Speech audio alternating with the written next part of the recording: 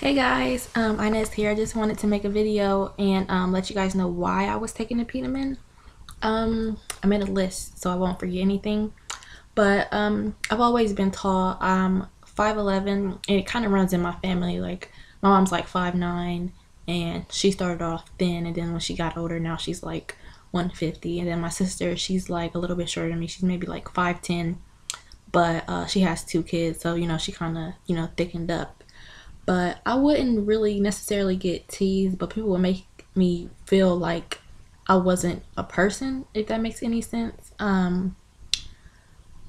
Like I would hear somebody walk by me like at the mall or wherever I was, and they'd be like, "Oh my gosh, she's so skinny," or "Oh my gosh, look at her," stuff like that. Like I guess I wasn't supposed to hear them. I don't know. Maybe they didn't even care.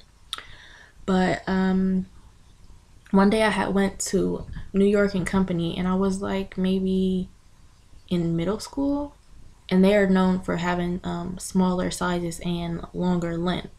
And my mom asked the sales lady if they carried my size, and she was like, "Oh no, she's way too tiny," in an insensitive way. Usually when you're a salesperson, I know I worked at Old Navy and Walmart, if we don't have something that a customer wants, we'll try to refer them to something similar, or if not, another store, but that wasn't the case. She tried to make me feel like I wasn't nothing, you know what I mean? And people don't even think the other reasons why people could be skinny. They think it's just because you don't eat, or if you're overweight, they think it's because you eat too much, when they don't think there's other factors, like maybe they have diabetes or hyperthyroids. They don't think about stuff like that. But in my case, when I was about 20, I was taking a STNA class. It's called CNA in some cities or states, but I had to get a physical, and the doctor told me my wingspan was different from my height, and it's supposed to be equivalent. And that was a symptom of something called Marfan's.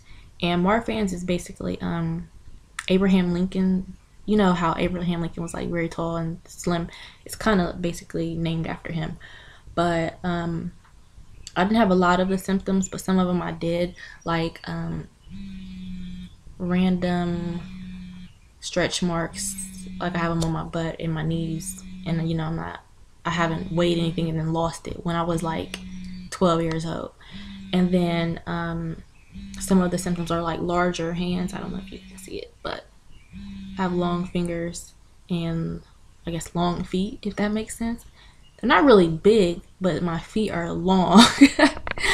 But I've learned to stride with it, the positives from it. People are like, "Oh my gosh, your fingers are so long, you should play piano," or "All your legs are so long, do you do ballet?" and stuff like that. And I appreciate that. That's the type of stuff people actually want to hear. But I didn't have insurance to go to the specialist that the doctor had referred me to, so I really didn't deal with if I had the disease or not. It's not really a life-threatening genetic disease or anything. But when I was in high school, I had tried out for a drill team, and I had a crush on this guy, and he was like, his sister was like the captain, I think, and he was like, "Why are you trying out? Where are you going to shake your bones?" And I was like so devastated. Like, who says that to people? And he was skinny himself, but I guess it's different when you're a skinny man versus a skinny woman, especially in the African American community. If you don't have curves or a big butt or big boobs, then you're frowned upon. It's like you're inferior to the people who do. So you're not even somebody that's looked at unless you're like super pretty.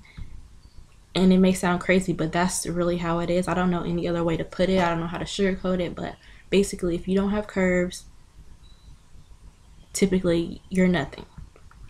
So that's just a few reasons why I take Apetamin. I wasn't so much as bully, unless you refer to bully as the stuff people said about me. I don't know, maybe it is bully, but I just personally want to be a healthy weight. I work in home health, and I had a client, she was heavy, and I had to turn her every 2 hours and change her depends every 2 hours. And I ended up straining the muscle that surrounds your lungs. It's not really a muscle, but it's like your pleural cavity. And it's like you're being stabbed. That's what it felt like. And I went to the emergency room because I still don't have insurance. She was like, "Well, you're going to have to gain weight if you want to really, work in this field. And I go to school for nursing, so that's what I want to do. So I went on this journey to gain weight so I could be strong enough to lift people and to have curves. Because I've been in relationships where guys, they be like, you need to eat a steak, or you need to do this, not even asking like, why are you so slim, or like, and you've been with me for 2 years and you don't even still know me.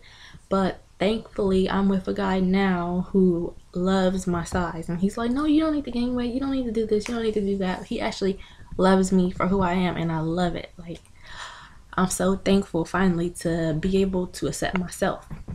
So I'm getting like emotional, so I'm going to end this video. I love you guys. Leave your comments below.